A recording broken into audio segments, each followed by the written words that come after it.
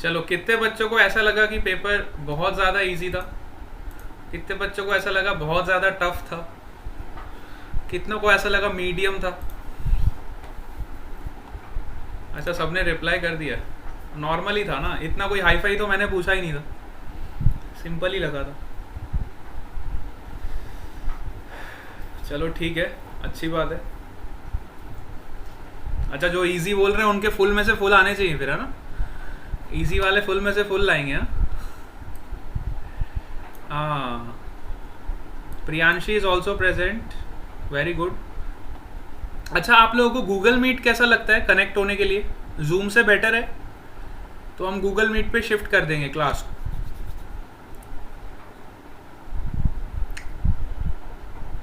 Is Google Meet is easier than Zoom to connect?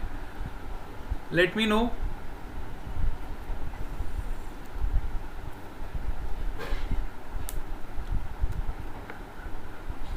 खुशी कटारिया, मैत्री पटेल, मैत्री शाह, प्रियांशी।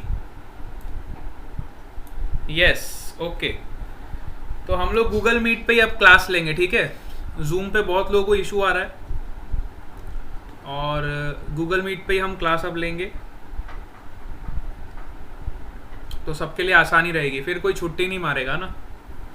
जिसको इशू आ रहा था वो छुट्टी नहीं मारेगा। अच्छा बताओ, पेपर का डिस्कशन करना है या फिर हाँ, वैसे भी जूम चाइनीज ऐप है। हाँ, जूम को बाइकआउट करना चाहिए ना। हाँ, धीरे धीरे हम जूम से अपना गूगल मीट पे ही शिफ्ट कर रहे हैं। गूगल मीट पे भी हमारा रिकॉर्डिंग का अरेंजमेंट हो गया है, तो अब जूम का इतना नीड नहीं है। गूगल मीट पे भी हम लेक्चर को रिकॉर्ड कर सकते हैं ना। तो वॉइस क्वालिटी भी मेरे ख्याल से गूगल मीट का ज़्यादा अच्छा है जूम के कंपैरिजन में। जूम पे कई लोगों को सुनाई नहीं देता था प्रॉपरली, है ना। ऑडियो में प्रॉब्लम आता था, वॉइस लैगिंग बहुत हो जाती थी।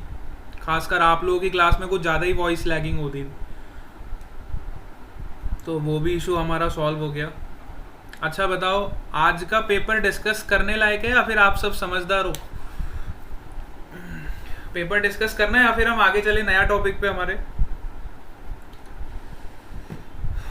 बताओ, नया टॉपिक पढ़ते हैं, है ना? चलो ठीक है, आज सब लोग फ्रेश लग रहे हैं। पेपर लगता है बहुत अच्छा गया है, सबका मूड बहुत अच्छा है, तो नया टॉपिक पढ़ा जाएगा। हाँ, नया टॉपिक पढ़ेंगे, बिल्कुल सही बात है। नए टॉपिक की शुरुआत करेंगे। वर्क एनर्जी पावर आपको फिर से बताऊंगा स्टार्टिंग से, ठीक है? चलो, अब ध्यान से कहानी सुनोगे, कुछ टाइम आपको कहानी सुनाऊंगा। सपोज करो हमारे पास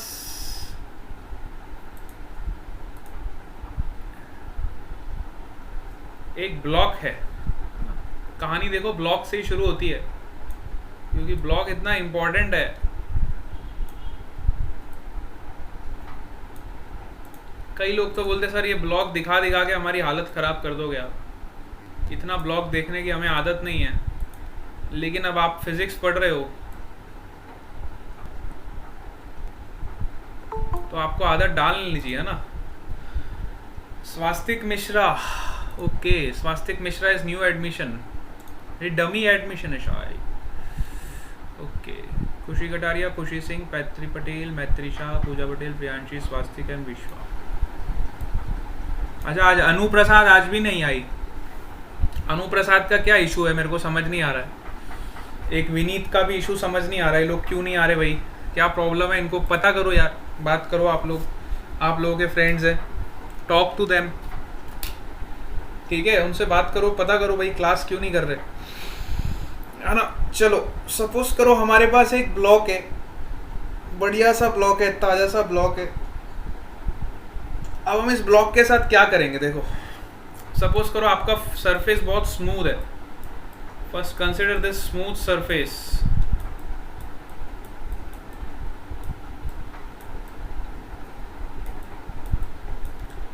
अब मैंने क्या किया, इस ब्लॉक पे फोर्स लगाया। मैंने इस ब्लॉक पे क्या किया, फोर्स लगाया। अब फोर्स लगाने से क्या हुआ, ठीक है, सपोज करो हमारे पास एक ब्लॉक है और ये सरफेस बहुत ही स्मूथ है, इसमें कोई भी फ्रिक्शन नहीं है ना, this surface is very smooth, there is no friction, और मैंने इस ब्लॉक को कुछ फोर्स लगाया। अब फोर्स लगाएंगे तो ऑब्वियसली बात है ये ब्लॉक आगे मूव करना स्टार्ट करेगा। सपोज करो ये ब्लॉक आपका यहाँ पे पहुंच गया, ठीक है, एम मास का ब्लॉक है आपका, इस पे हमने कुछ फोर्स लगाया तो इसने सपोज करो डी डिस्टेंस कवर किया।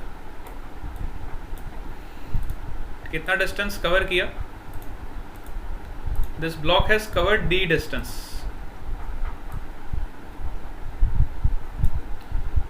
इस ब्लॉक ने डी डिस्टेंस कवर किया। सो मैं कह सकता हूं मैंने इस ब्लॉक पे कुछ वर्क किया। आई कैन से दैट मैंने इस ब्लॉक पे कुछ वर्क किया,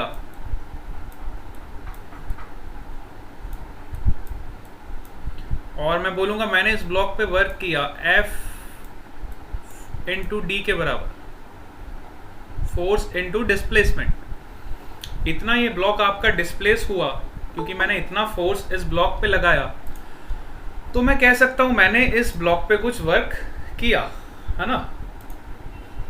ये हमारे पास m मास का ब्लॉक है, मैंने कुछ इस पे फोर्स लगाया, तो मैं कह सकता हूं मैंने कुछ इस पे वर्क किया, ठीक है। अब वर्क और एनर्जी में क्या फर्क है ना। वर्क और एनर्जी, हमने एक टर्म सुना है एनर्जी, बचपन में हम ऐसे पढ़ते थे, energy is defined as ability to do work, ability to do work. ये हम 9th क्लास में ऐसा पढ़ते थे। कोई हमें पूछता था बेटा डिफाइन करो एनर्जी क्या होता है, तो हम बोलते थे sir energy is defined as ability to do work, मतलब वर्क करने की क्षमता, वर्क करने की क्षमता। अच्छा, अगर मैं पूछूं व्हाट इज वर्क, तो वर्क को हम ऐसे डिफाइन करते हैं, it is a form of energy which is transferred due to applied force.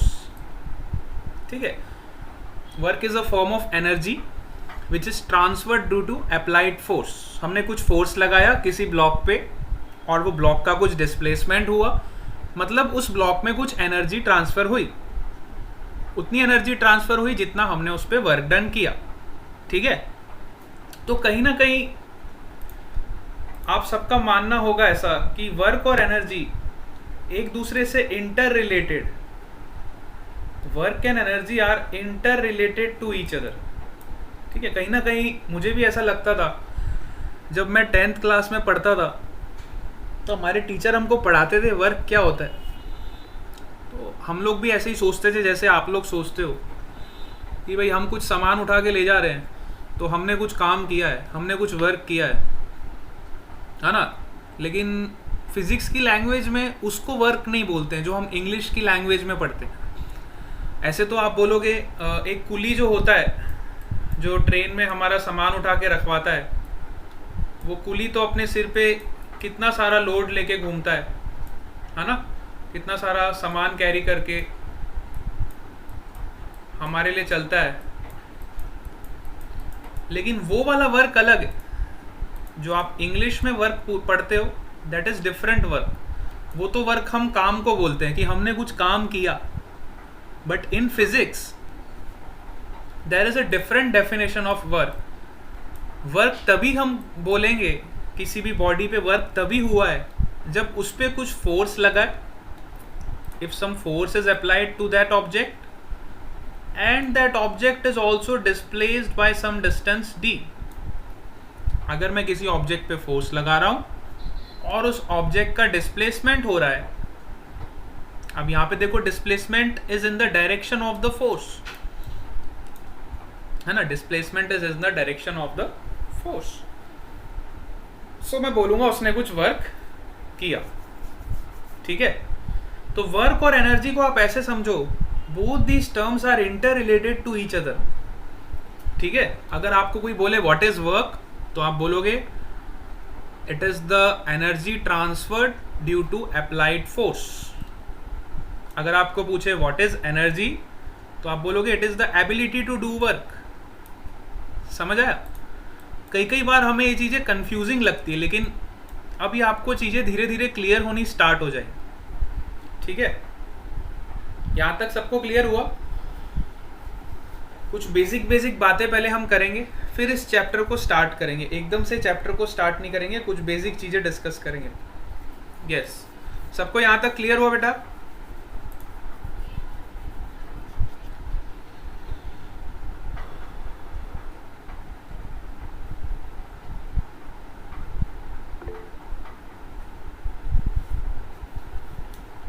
Very good. चलो, अगर हम इतनी बात समझ आती है, so now I can say that अब इस सिचुएशन को और अच्छे से एनालाइज करें। अगर हम सपोज करो उसी ब्लॉक की अगर मैं बात करूं, ये मेरा ब्लॉक है, इस पे मैंने कुछ फोर्स लगाया,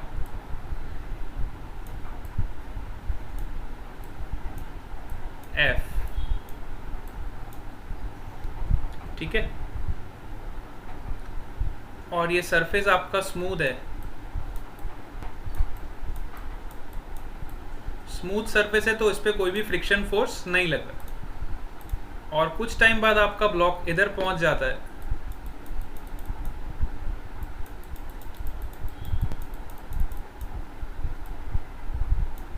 कुछ टाइम के बाद आपका ब्लॉक इधर पहुंच जाता है और इसका डिस्प्लेसमेंट होता है d। ठीक है, इसका डिस्प्लेसमेंट कितना होता है? d। तो अभी अभी हमने पढ़ा कि वर्क डन को हम ऐसे डिफाइन करते हैं, which is equal to force into displacement.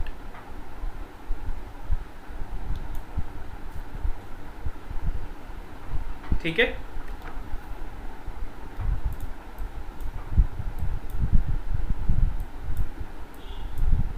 अब अगर मैं बात करूं एनर्जी की, है ना, वर्क की तो हमने बात करी, थोड़ी बात करते हैं एनर्जी से रिलेटेड, ताकि आपको ये टॉपिक बहुत अच्छे से क्लियर होगा, है ना। अब ये ब्लॉक आपका इनिशियली रेस्ट पे था। अगर आप ध्यान से इस कंडीशन को देखो तो initially your block was at rest. अगर आपका कोई ऑब्जेक्ट रेस्ट पे है तो उसकी इनिशियल वेलोसिटी क्या होगी? 0 होगी। उसकी इनिशियल वेलोसिटी क्या होगी? 0 होगी। अब जब आप इस ऑब्जेक्ट पे कुछ फोर्स लगाओगे तो इसकी वेलोसिटी में चेंज आएगा ना, क्योंकि फोर्स की वजह से एक्सेलरेशन प्रोड्यूस होगा और एक्सेलरेशन की वजह से इसकी वेलोसिटी में कुछ चेंज आएगा। सपोज करो इसकी फाइनल वेलोसिटी है v, है ना।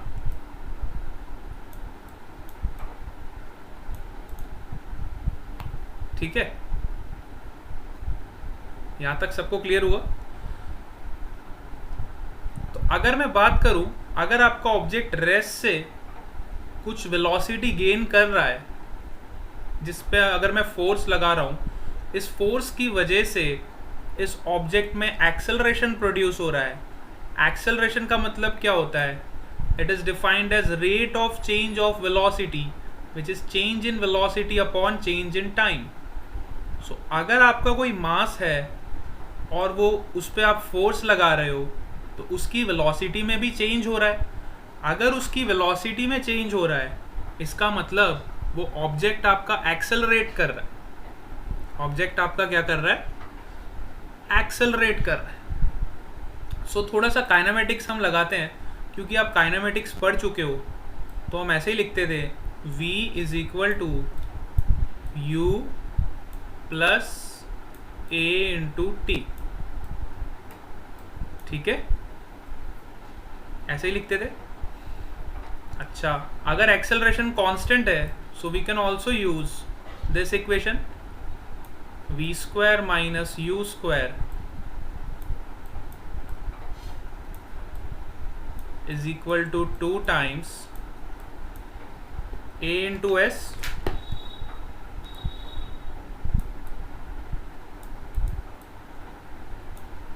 ठीक है, हम ये वाला इक्वेशन को भी यूज कर सकते हैं। अब अगर मैं इनिशियल वेलोसिटी की बात करूं तो इनिशियली तो हमारा ब्लॉक रेस्ट पे था, तो इनिशियल वेलोसिटी क्या हो जाएगी इसकी 0।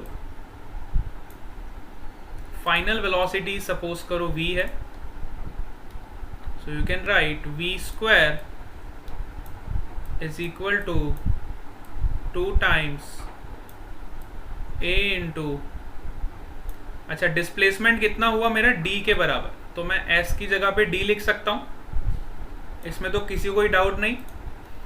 आई can replace s with respect to d, क्योंकि हमने डिस्प्लेसमेंट कितना लिया है, डायग्राम में देखो हमारा डिस्प्लेसमेंट कितना हुआ है, d हुआ है, ठीक है, अवर डिस्प्लेसमेंट इज d। सो हमने क्या किया, उसको d से रिप्लेस कर दिया। अब अगर बड़े ध्यान से इस इक्वेशन को देखो तो इस इक्वेशन में देखो क्या मैं करने वाला हूं। अब आपको, अब जो मैं इक्वेशन लिखने वाला हूं ये देख के आपको ऐसा लगेगा वाह सर क्या हमें बता दिया आप, गजब लगेगा आपको, सही बता रहा हूं, बहुत गजब की चीज अब मैं आपको बताने जा रहा हूं, तो बहुत ध्यान से इसको सुनना। अगर मैं किसी बॉडी पे F फोर्स लगा रहा हूं और उसका मास m है तो उस पर एक्सेलरेशन कितना प्रोड्यूस होगा, which is equal to F upon m।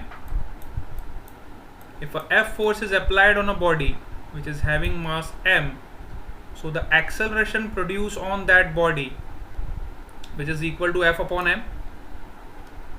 So मैं सिंपली एक्सेलरेशन की वैल्यू को यहाँ सब्सटीट्यूट करूंगा, बड़े ध्यान से देखना। अब ये स्टेप जब आप देखोगे तो आपको लगेगा वाह सर मजा आ गया, फिजिक्स में इतनी अच्छी अच्छी चीजें भी होती है। ठीक है, देखो 2 times F upon m into D. अब सबसे मजेदार बात क्या है इसकी, देखो यहां से आप इस ध्यान से देखो तो F इंटू डी आपका क्या होता था, F into D is your work, this is your work. F into D अभी अभी हमने डिफाइन किया, this is your work. F into D आपका क्या होता था, वर्क होता था। तो F इंटू डी को मैंने लिख दिया W, so I can say that M को मैं उधर ले गया और 2 को मैं नीचे ले गया, so you can say that this is equal to half mv square which is equal to work done. क्या गजब का रिलेशन निकल के आया, वाह मजा आ गया। इससे मुझे ये पता चला कि मैंने जितना भी वर्क किया वो सारा का सारा किस में कन्वर्ट हो गया, काइनेटिक एनर्जी में। जितना भी मैंने वर्क डन किया वो सारा का सारा किस में कन्वर्ट हो गया, काइनेटिक एनर्जी। अच्छा, इसको आप बड़े ध्यान से अगर ऑब्जर्व करो तो ये काइनेटिक एनर्जी नहीं है। आपकी इनिशियल काइनेटिक एनर्जी कितनी थी, इनिशियली आपका बॉडी क्या था, रेस्ट पे था, तो इनिशियल काइनेटिक एनर्जी आपकी क्या थी, 0। इनिशियल काइनेटिक एनर्जी आपके ऑब्जेक्ट की क्या थी, 0। अच्छा, फाइनल काइनेटिक एनर्जी आपके ऑब्जेक्ट की क्या हो गई, हाफ mv स्क्वायर। अगर आप बड़े ध्यान से इस रिलेशन को देखो तो मैं इस रिलेशन को और मॉडिफाई कर सकता हूं। Kinetic energy final which is equal to half mv square,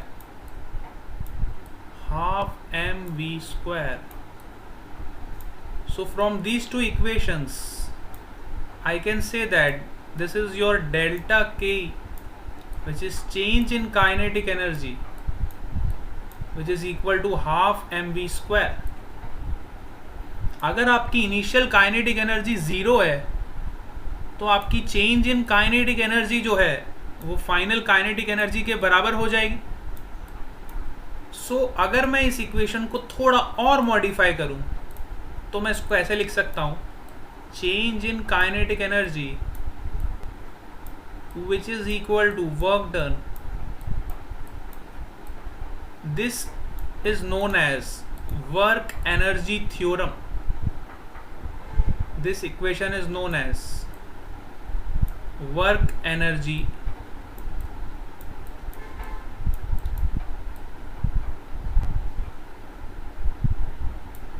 theorem.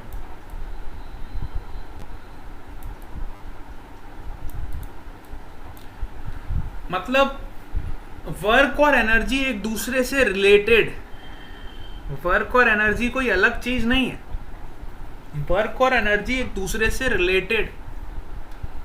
समझ आ रहा है आप कैसे हमने वर्क को एनर्जी के साथ रिलेट किया? ये चीज समझना बहुत जरूरी है। जिसको ये चीज समझ आ गई उसको वर्क एनर्जी पावर पूरा समझ आ जाए।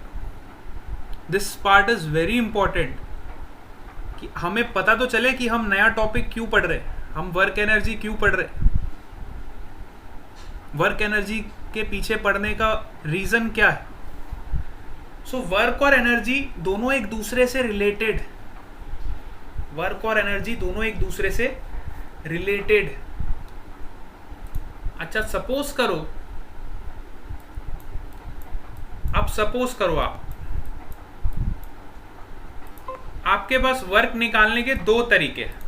अब आपको दो तरीके पता चल गए, ठीक है। पहले मैं आपको अगर वर्क फाइंड करने को बोलता था तो आप क्या करते थे, फोर्स इनटू डिस्टेंस या डिस्प्लेसमेंट, जो भी आप करते थे उसको मल्टीप्लाई करते।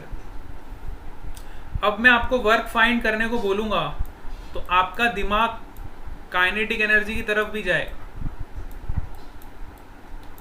भाई हम वर्क ऐसे भी तो निकाल सकते हैं, ये तो एक तरीका सर ने बताया था, लेकिन हमको तो दूसरा तरीका भी पता चल गया कि वर्क निकालने के हमारे पास टू वेज है। One way is by force into displacement and another way is to calculate the work is by calculating the change in kinetic energy.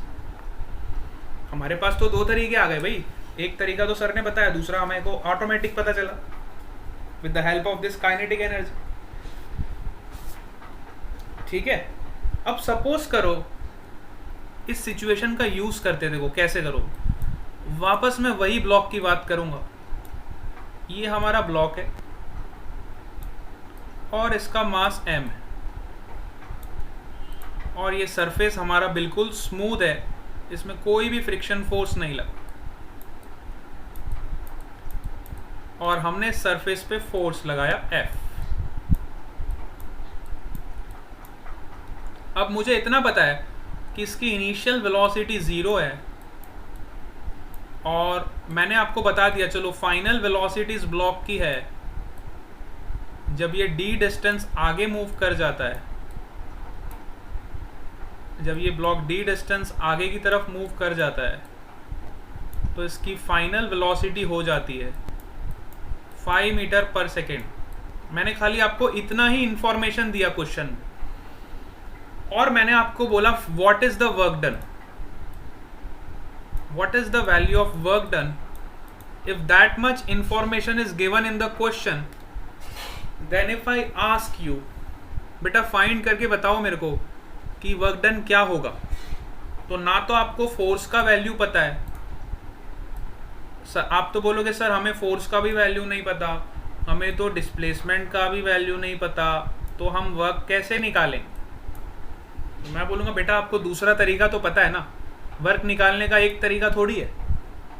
Use second one, work done is also defined as change in kinetic energy. तो मुझे पता है initial kinetic energy इसकी 0 है, final kinetic energy कितनी है। हाँ मास आपको गिवन होना चाहिए, ऐसा नहीं है कि मास भी नहीं गिवन है तो आप फंस जाओगे। सपोज करो मास 1 kg का आपको गिवन है ना। अब इतना भी जुल्म मत करो कि सर सब कुछ ही डेटा आप चुरा लो, कुछ तो बता दो। अच्छा मास मैं आपको बता देता हूँ 1 kg का। तो आपके पास वर्क निकालने का दूसरा तरीका है, that is change in kinetic energy. तो देखो चेंज इन काइनेटिक एनर्जी का मतलब क्या होता है, kinetic energy final minus kinetic energy initial, kinetic energy final minus kinetic energy initial. अब मेरे को पता है, देखो फाइनल काइनेटिक एनर्जी कितना होगा, हाफ m 5 का square. So I will write here half into 1 into 5 का स्क्वायर. और इनिशियल वेलोसिटी आपकी 0 है, इनिशियल काइनेटिक एनर्जी कितनी हो जाएगी, 0. सो यहां से आपका वर्क डन आ जाएगा 12.5 जूल्स.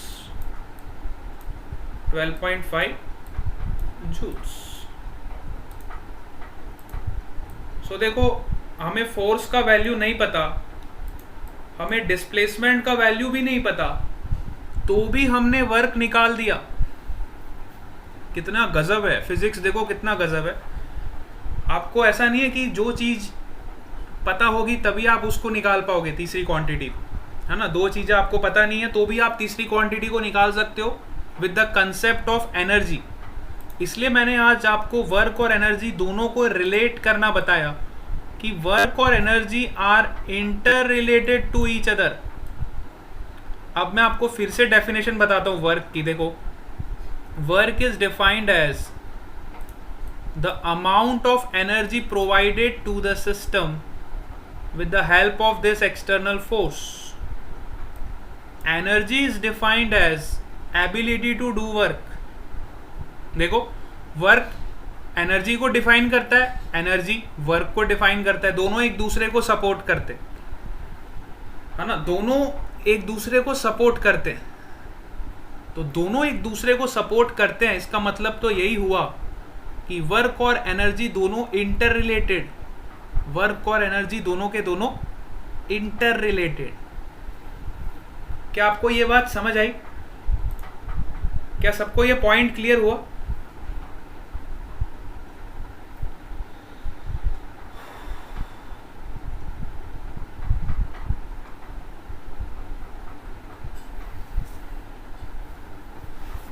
चलो अभी और मजा आएगा आपको. देखो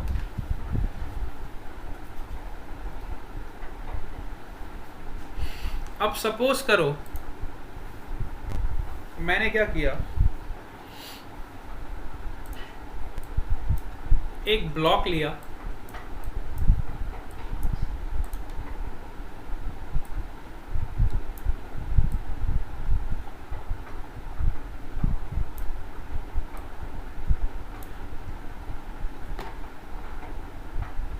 और इस पे मैंने फोर्स लगाया.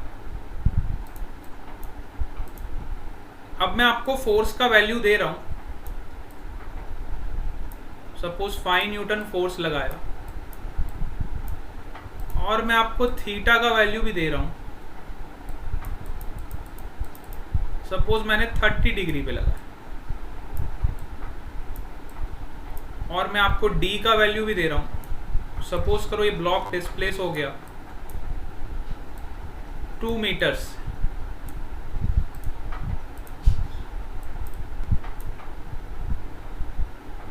मीटर से आपका ये ब्लॉक डिस्प्लेस हो गया. सरफेस आपका बिल्कुल स्मूथ है, इसमें कोई भी फ्रिक्शन नहीं. और मैंने आपको बोला बेटा वर्क डन फाइंड करके बताओ कि इस केस में वर्क कितना हो. अब आप कौन सा वाला अप्रोच लगाओगे, फर्स्ट वाला अप्रोच लगाओगे कि सेकेंड वाला अप्रोच लगाओ? बताओ which approach you will follow to find the work done. मैंने आपको 2 अप्रोच बताए थे, आप फर्स्ट अप्रोच लगाओगे कि सेकेंड अप्रोच लगाओ?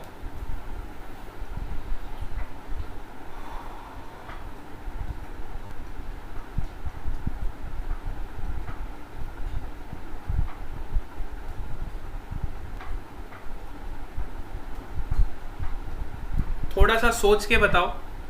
आपको मैंने 2 अप्रोचेस बताए ना वर्क निकालने के. पहले अप्रोच में आप फोर्स का यूज करोगे, दूसरे अप्रोच में आप एनर्जी का यूज करोगे. आपके पास 2 मेथड्स है वर्क को फाइंड करने के लिए. तो आपको क्वेश्चन का डेटा पहले पढ़ना है और देखना है कि कौन सा अप्रोच वैलिड हो रहा है. ठीक है, जो अप्रोच वैलिड होगा फिर वो वाला मेथड हम फॉलो करें. आप लोग डायग्राम देख के और डेटा देख के बताओ मेरे को कि आप लोग कौन सा अप्रोच लगाओ. वर्क डन निकालने के लिए आप कौन सा अप्रोच फॉलो करोगे?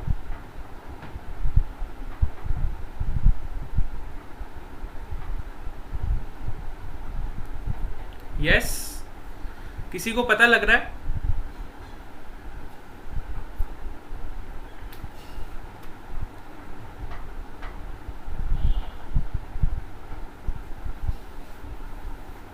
बेटे डायग्राम को अच्छे से देखो ना, आपको मैंने डेटा भी दे दिया है, फोर्स का वैल्यू भी दे दिया है।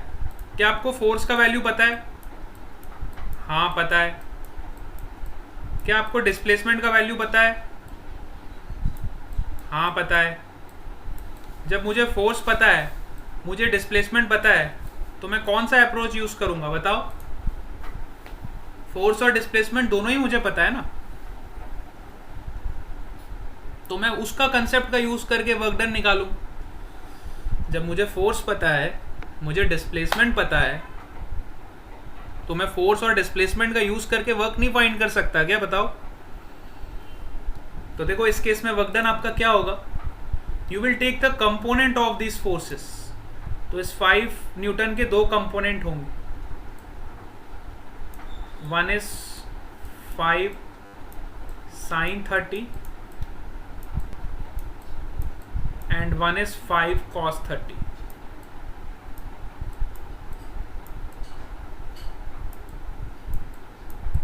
अब आप खुद के दिमाग से सोचो कि क्या ये 5 न्यूटन पूरा का पूरा इसको डिस्प्लेस करने में हेल्प कर रहा है, या फिर खाली 5 न्यूटन का एक कंपोनेंट हेल्प कर रहा है? खुद का दिमाग से सोचो कि इस ब्लॉक को आगे की तरफ डिस्प्लेस करने के लिए फोर्स का कौन सा कंपोनेंट हेल्प कर रहा है? 5 cos 30 हेल्प कर रहा है कि 5 sin 30 हेल्प कर रहा है? बताओ, which component of the force is helping to move the block to a distance of 2 meters? Yes, 2 meters आगे बढ़ने के लिए कौन सा फोर्स हेल्प कर रहा है? 5 cos 30 वाला हेल्प कर रहा है ना? तो हम वर्क डन को कैसे डिफाइन करेंगे? देखो, वर्क डन इस केस में होगा 5 cos 30, this force is helping to move the block in forward direction into displacement which is 2 meters.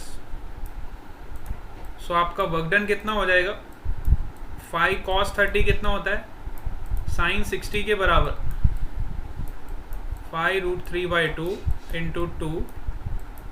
So your work done will be 5√3 joules. Work done कितना आ जाएगा? 5√3 joules.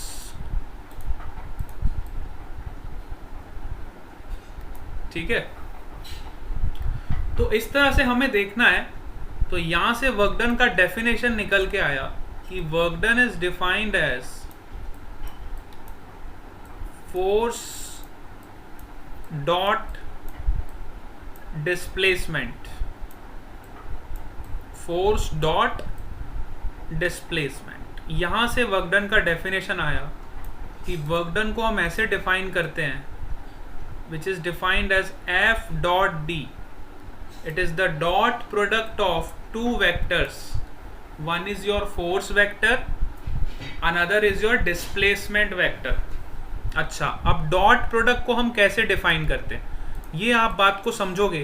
Suppose करो हमारे पास 2 vectors हैं, one is your A vector, another is your B vector. So if I write A dot B, A dot B का इस तरह से डेफिनेशन होता है, हम इसको ऐसे डिफाइन करते हैं, A dot B is defined as AB cos theta. AB cos theta, this is the definition of your dot product. Vectors जब मैंने आपको पढ़ाया था, तो this is the part of vectors, this is the dot product of vectors. This is known as dot product of vectors.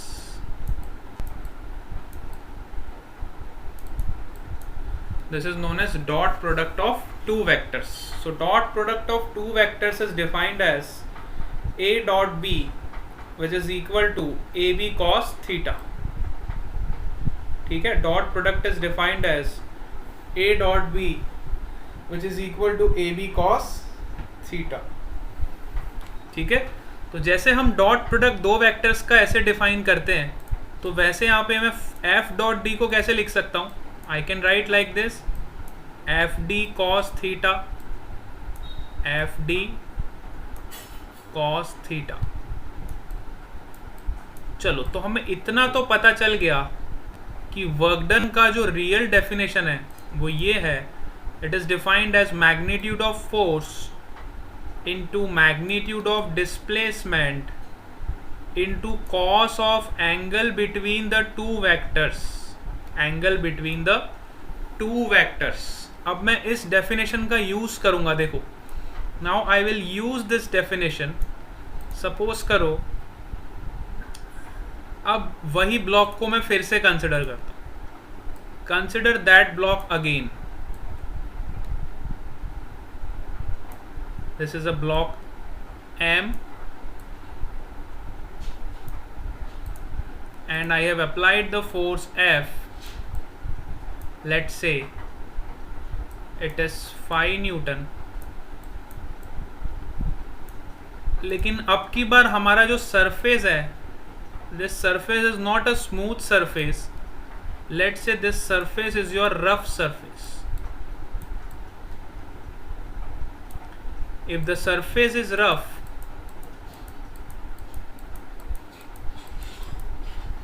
और मैंने इस block पे फोर्स लगाया, तो इस ब्लॉक पे एक और फोर्स लगेगा जो इस फोर्स को अपोज करेगा.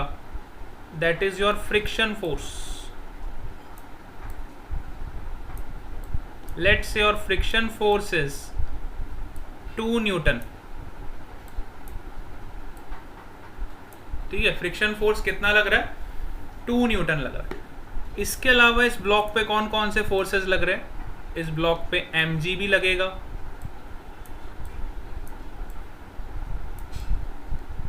इस ब्लॉक पे नॉर्मल रिएक्शन भी लगेगा. तो मैंने जितने भी फोर्सेस थे वो सारे फोर्सेस मैंने शो कर दिए इस ब्लॉक पे. ठीक है, जब हम फ्री बॉडी डायग्राम बनाते हैं तो हम उस ब्लॉक पे जितने भी फोर्सेस लगते हैं वो सारे के सारे हम शो करते हैं. अब सपोज करो ये ब्लॉक आपका डिस्प्लेस हुआ 1 मीटर्स जितना. ये ब्लॉक आपका डिस्प्लेस होके यहाँ पे पहुंच गया और इसका डिस्प्लेसमेंट कितना हुआ? 1 मीटर्स. सपोज करो 1 मीटर्स आपका ब्लॉक डिस्प्लेस हो गया. अब मैं आपको पूछूं, find the work done by 5 newton force, और you can say applied force. अब मैं आपको बहुत सारे क्वेश्चंस पूछूंगा. What is the work done by applied force? Applied force कितना है? 5 newton. What is the work done by friction force? Friction force कितना है? 2 newton. What is the work done by normal force? Normal force कहाँ पे लग रहा है? देखो, ऊपर की तरफ. What is the work done by mg force? इतने सारे वर्क डन आपको पूछ लिए. मजा आ गया अब तो हमको. भैया एक ही ब्लॉक पे इतना सब आपने पूछ लिया. भाई आज का जो वर्क डन जो पढ़ेगा ना, उसको मैं बता रहा हूँ really he will feel completely. आज आपको वर्क डन और वर्क एनर्जी पूरी फील करवा दूंगा अच्छे से. आज की क्लास जिसने अटेंड करी है ना, वो हमेशा याद रखेगा, वाह सर मज़ा आ गया. ठीक है, तो अगर हमें फाइंड करना है what is the work done by this applied force, तो अभी अभी हमने वर्क का डेफिनेशन डिफाइन किया. Work is defined as F d cos theta, F d cos theta. इस तरह से हम वर्क को डिफाइन करते थे. अब देखो, अगर मेरे को वर्क डन निकालना है इस फाई न्यूटन की वजह से, तो फाई न्यूटन का वेक्टर कहाँ पे है? Right side. डिस्प्लेसमेंट का वेक्टर कहाँ है? वो भी राइट साइड। डिस्प्लेसमेंट आपका आगे की तरफ हुआ है ना। So you can see that five newton का जो आपका फोर्स है उसका वेक्टर भी राइट साइड है, और डिस्प्लेसमेंट जो आपका हुआ है उसका वेक्टर भी राइट साइड है। तो दोनों वेक्टर्स में एंगल कितना है बताओ? दोनों वेक्टर्स में एंगल कितना है बताओ? What is the angle between the force vector and displacement vector in this case?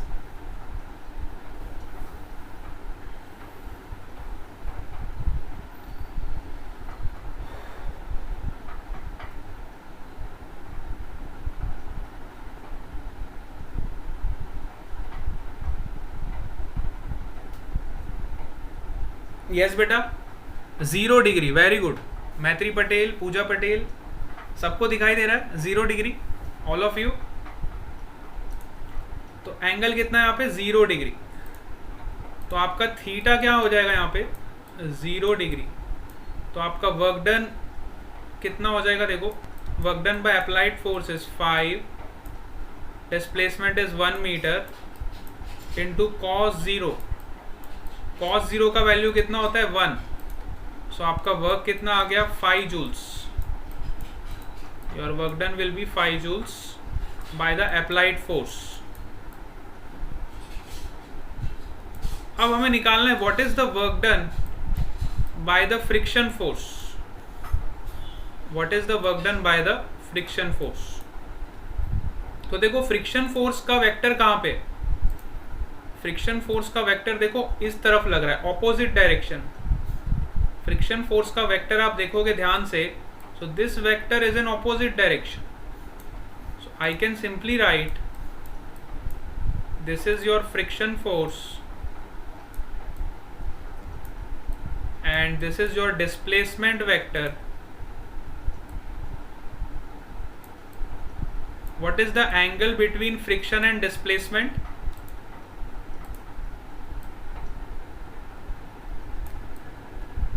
What is the angle between friction and displacement?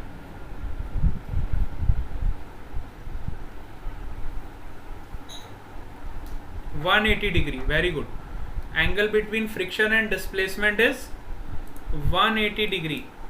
So you can simply write work done by friction force is equal to, friction force आपको कितना दिया हुआ है?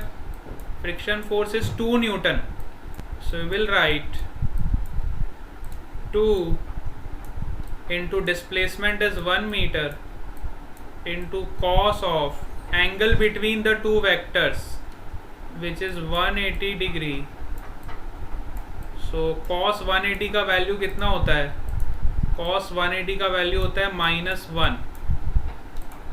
So you can simply write work done by friction force is equal to -2 joules. Work done by friction force is -2 joules. ठीक है, चलो अब हम निकालते हैं work done by normal force. तो देखो, नॉर्मल फोर्स आपका कहाँ पे लग रहा है? नॉर्मल फोर्स का वेक्टर देखो कहाँ पे? अपवर्ड डायरेक्शन, और डिस्प्लेसमेंट का vector right side. So I will make again one more diagram. This is your normal force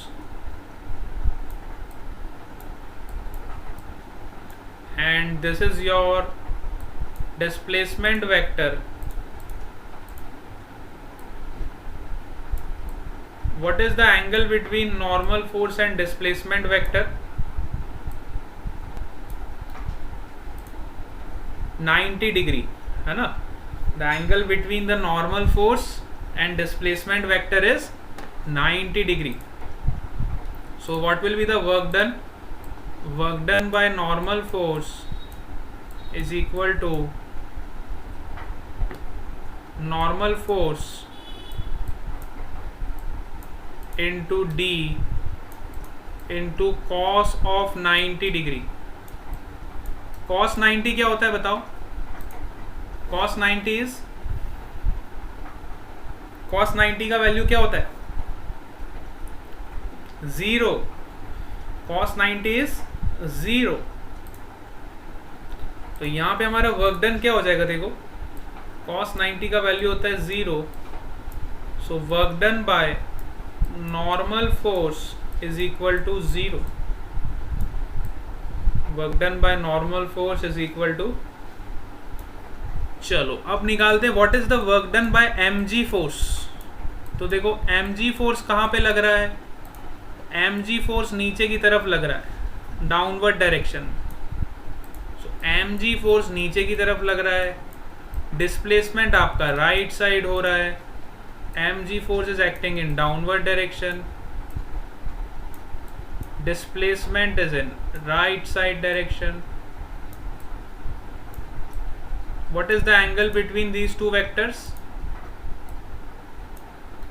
Again the angle is 90 degree, so I can say that work done by mg force is also 0. Work done by mg force is also 0. सो अब चलो total work done निकालते हैं। Total work done क्या होगा? Total work done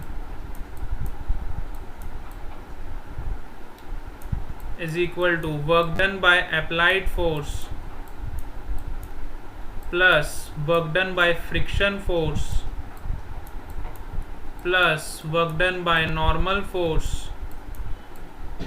plus work done by mg force. जितने भी forces थे हमने सबका वर्क डन निकाला। तो चलो देखो, पहले फोर्स की वजह से वर्क डन हमारा कितना आया था? 5 जूल्स। फ्रिक्शन की वजह से कितना आया? -2 जूल्स। नॉर्मल की वजह से 0, mg की वजह से 0।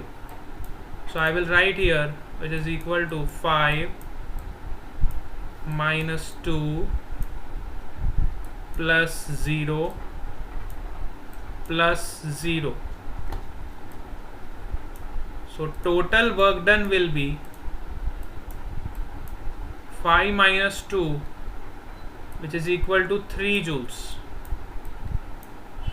5 minus 2 is equal to 3 joules. अब सपोज करो मेरे को पूछते कि इस ब्लॉक की वेलोसिटी कितनी होती। सपोज करो मुझे पूछा जाता इस ब्लॉक की फाइनल वेलोसिटी कितनी होती, what is the final velocity of this block. तो मैं क्या करता? वर्क एनर्जी थ्योरम लगाता।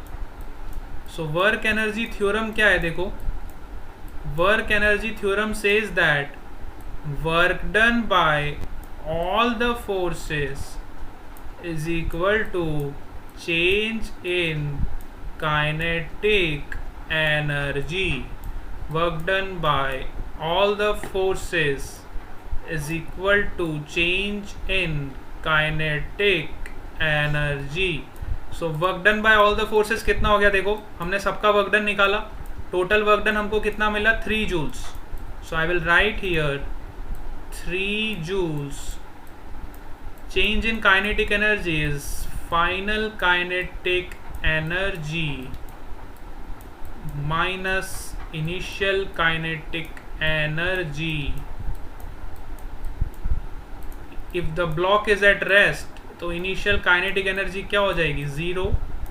Initially the block is at rest, so we will get 3 joules is equal to half mv square. Suppose आपको block का मास पता है, सपोज ब्लॉक का मास आपको गिवन है, let's say the mass of this block is 1 kg।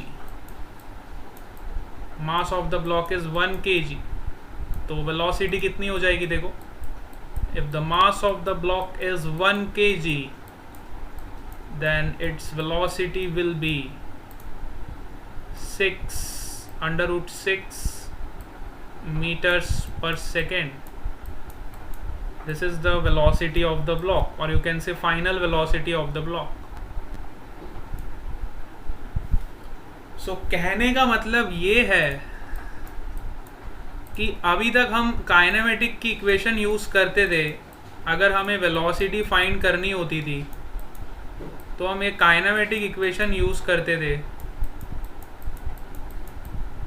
लेकिन हमारे पास अब एक और तरीका आ गया है कि हम बिना काइनेमेटिक इक्वेशंस का यूज किए भी वेलोसिटी फाइंड कर सकते हैं with the help of this work energy theorem.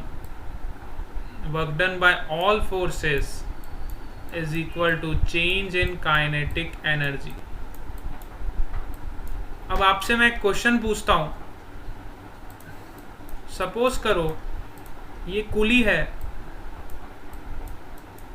इसके सिर पे बहुत सारा सामान रखा हुआ है और ये आगे की तरफ मूव कर रहा है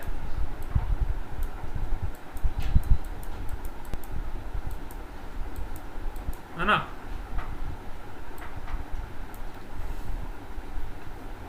आगे की तरफ मूव कर रहा है, तो बताओ ये कितना वर्क डन किया इसने? इस कुली ने कितना वर्क डन किया बताओ? A coolie is carrying the luggage and moving in forward direction. Then what is the work done by the coolie? What is the work done by the coolie if he is carrying the luggage on his head and moving in forward direction? कितना work done किया उसने बताओ?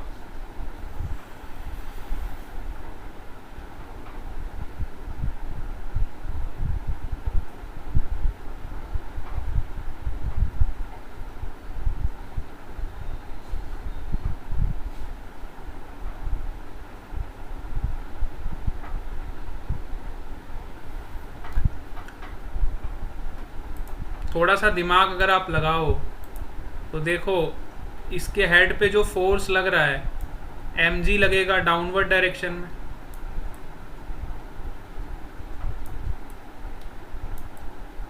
और इस force में और इस displacement में कितना एंगल बन रहा है? 90 डिग्री का एंगल बन रहा है। सो कूली के ऊपर जो सामान रखा है उसकी वजह से जो फोर्स लग रहा है उसका वर्क डन क्या होगा?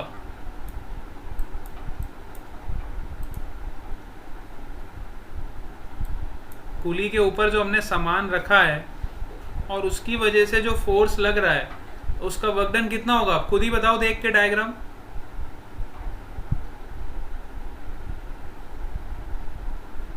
यस,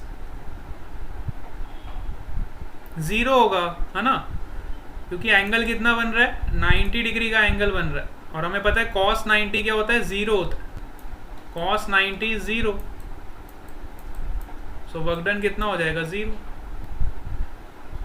तो इसका मतलब इंग्लिश का जो वर्क डन है वो फिजिक्स के वर्क डन से बिल्कुल अलग है।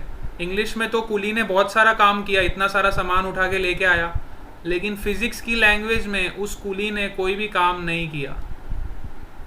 So this is the magic of this language physics. कि फिजिक्स में हम बोलते हैं कि कूली ने इतना सारा सामान उठा के आगे गया तो भी उसका वर्क डन क्या हो गया? 0 हो गया। लेकिन इंग्लिश में हम बोलेंगे कि कूली ने बहुत सारा वर्क किया क्योंकि वो इतना सारा सामान उठा के लेके आया। सो इंग्लिश का फिजिक्स, इंग्लिश का वर्क डन और फिजिक्स का वर्क डन दोनों अलग अलग बात, ठीक है? दोनों को कंबाइन मत कर देना। फिजिक्स में जब भी वर्क डन आएगा तो आपके दिमाग में आना चाहिए F into D cos theta. समझ आया? फिजिक्स का जो वर्क डन आएगा तो आपके दिमाग में क्या क्लिक होना चाहिए? F d cos theta. चलो आज हम क्लास को यहीं पे एंड कर रहे हैं। Bye bye to all of you. आपका टाइम ज़्यादा ही अप हो गया है, तो क्लास को हम यही एंड कर रहे हैं। कल हम कंटिन्यू करेंगे।